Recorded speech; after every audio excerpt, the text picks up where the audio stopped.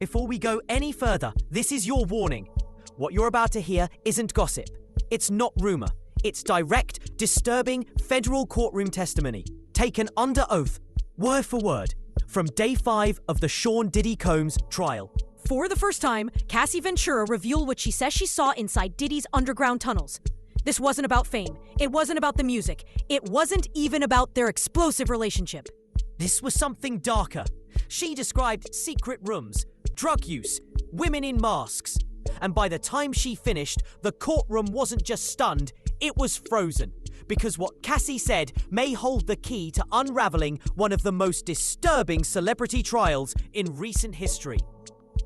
Day 5 started differently. There was tension. Reporters arrived early. The public gallery filled faster than it had all week. Even the jurors sat upright, alert, sensing that whatever was about to happen wasn't going to be like anything before. Cassie entered the courtroom quietly, surrounded by security. She looked tired, worn, but calm. She sat across from the defense, and the judge reminded everyone that courtroom decorum would be strictly enforced. No phones, no noise, no reactions. Then it began. The defense didn't go for emotional punches this time. No questions about relationships or music careers. They asked Cassie to walk them through Diddy's Los Angeles mansion. Layout, entrances, security systems. It felt almost like a real estate tour, until one question cut straight through the room. Miss Ventura, have you ever been beneath the property? Inside the tunnel? Silence. A full beat. Gasps, barely held back. The prosecution objected immediately. Irrelevant. Speculative. But the judge allowed it. Cassie exhaled slowly, looked straight ahead. Yes, that one word shifted the room.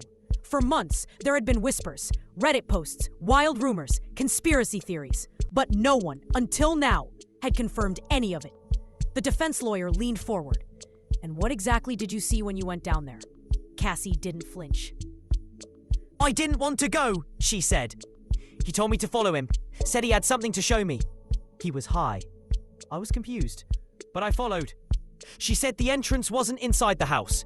It was outside, hidden behind landscaping near the pool. A slope, a patch of foliage, a hatch under the leaves. And then, stairs. Concrete, steel doors. It got cold, she said, and deeper. It wasn't a safe room, she told the court. It was something else entirely. She paused, waited, then continued. Cassie paused when the attorney asked what she saw down there. You could tell she was choosing her words carefully, not out of fear, but because the truth doesn't always fit into clean sentences. It was a hallway, she finally said. Concrete walls, the kind of place that absorbs sound. Cold, dry, too quiet. She said the tunnel led to 3 rooms. No mark-ins, no windows, just thick, heavy doors. Steel, not wood. Each had its own keypad. He opened the first one, she said. There was a red light inside. Dim, like a photography darkroom. Except there were no cameras, just a chair, a table, nothing else. She hesitated before continuing. The chair had straps on it. Someone in the courtroom audibly shifted in their seat. Cassie went on. He said it was for sessions, that some people like to be humbled. That's the word he used. The prosecution tried to object again, this time arguing relevance. But the judge didn't stop her. Miss Ventura, the judge said, you may proceed. Cassie looked straight ahead. No emotion, just facts. The second room was worse. There were costumes, she said, masks, mannequins, mirrors on every wall. I remember thinking it looked like a stage. Except it was underground. There was no audience, just reflection. Third room? She only saw it once. He never let me go back in there, she told the court. He got angry when I looked too long. Said it wasn't for me, that I wasn't ready. The attorney asked what she meant. He had other women, Cassie said. He brought them down there. They didn't talk. They wore masks. Some of them were clearly high. She described the way Diddy spoke when he was down there. Calm, but different. Like he was playing a role. Like he was in control of something only he understood. She didn't know their names. She didn't know where they came from. And the worst part? She never saw them again.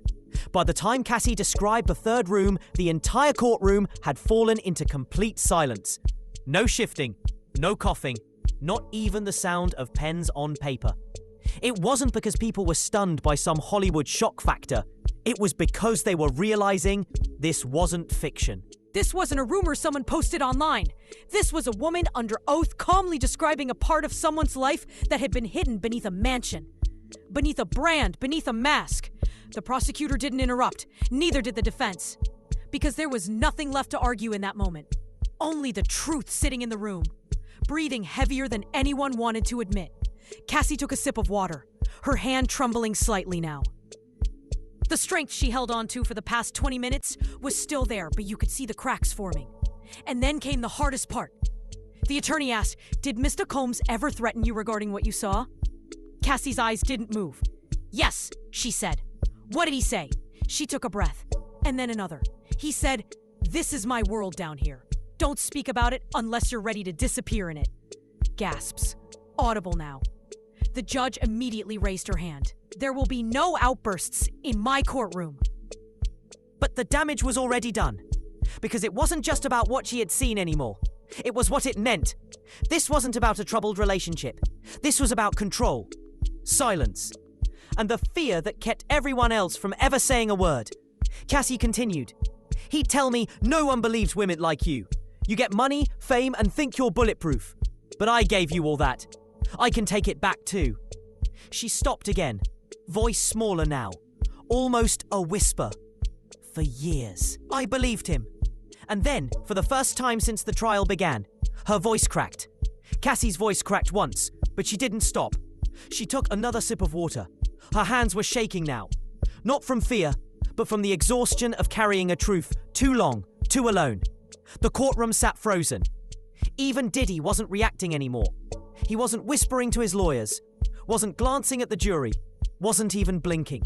He just stared ahead, stone still, locked in place. Cassie went on. "I stayed," she said. "Not because I was weak, not because I didn't know what was happening, but because I thought I didn't have a way out." She paused, looked directly at the jury. "That tunnel wasn't just under his house. It was under my life. Everything I did, everything I said, was controlled by what was beneath me." Her voice wavered again, but didn't break. "I used to tell myself I imagined it, that maybe I misunderstood what I saw. But the truth is, I knew exactly what it was, and I was scared." A single tear rolled down her cheek. She didn't wipe it away. The judge cleared her throat. "We'll take a brief recess," she said. 15 minutes. But no one moved. It was as if the room didn't know how to return to the real world yet. Cassie stood up slowly. Her attorney gently guided her toward the witness room. On the way out, she passed the jury. Some of them nodded. One, an older woman near the front, looked down and wiped her eyes. And as Cassie disappeared behind the wooden door, the tension didn't break. It just lingered. Heavy, real, unforgettable. 15 minutes turned into 30. When the judge finally returned from chambers, she didn't look at her notes. She looked at the room, slowly, intentionally. Then she spoke. "I will remind all parties that witness safety is paramount. Any violation of federal protections will be dealt with accordingly." It wasn't a threat, it was a warning. Diddy sat silently at the defense table. His attorneys were stone-faced. Whatever they thought they had planned for the afternoon, it didn't matter anymore. Because no one, not the press, not the jury, not even the defense, could unhear what Cassie had just testified. After the judge gave instructions to resume standard procedure, the courtroom carried on. On the surface, everything looked the same. Questions continued, motions were filed. The machine kept moving, but underneath it, everything had changed. The jurors now leaned forward when Cassie's name came up in other witness statements. They scribbled more notes. They watched Diddy differently, and one moment in particular stuck. When court adjourned for the day, one of the jurors, middle-aged, businesslike, quiet throughout the trial, was heard whispering as he packed up his things. She didn't blink when she told that story. That was it, just one sentence. But it echoed. Because you can question documents, you can challenge credibility, you can hire the best attorneys in the world, but when a woman stands on the witness stand, describes the darkest place she's ever been, and never once blinks, that's not just testimony, that's truth. And everyone in that courtroom knew it. You heard her. She didn't yell. She didn't beg. She just told the truth because she knew it was finally time. And if that moved you even just a little, don't let it stop here. The world needs more people brave enough to speak and more people willing to listen. Stick around, because we're not done bringing silence to the stand.